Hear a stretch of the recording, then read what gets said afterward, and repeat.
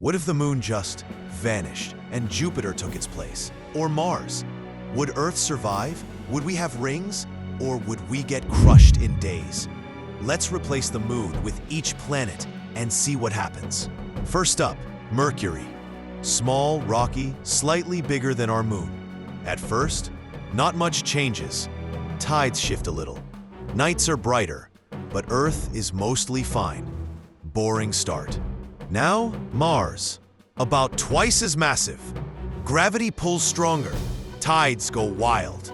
Massive floods hit coastlines. Earth's rotation begins to wobble. Climate gets weird. Still survivable, but uncomfortable. Swap in Neptune, 17 times more massive than Earth's moon. Uh-oh. Earth gets pulled. Fast. Our orbit distorts.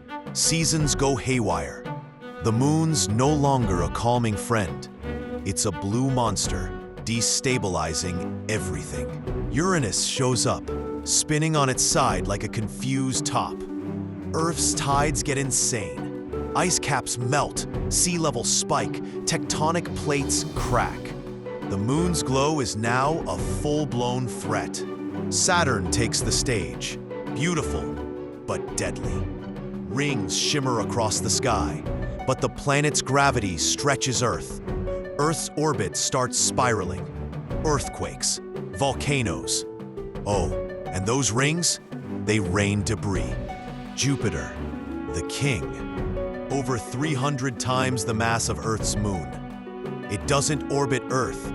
Earth starts orbiting it. Oceans lift. Continents shift.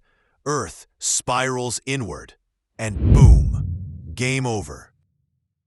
Turns out, the moon is just right. It stabilizes Earth's tilt, keeps our tides in rhythm, and lets life thrive. Subscribe for more wild space breakdowns.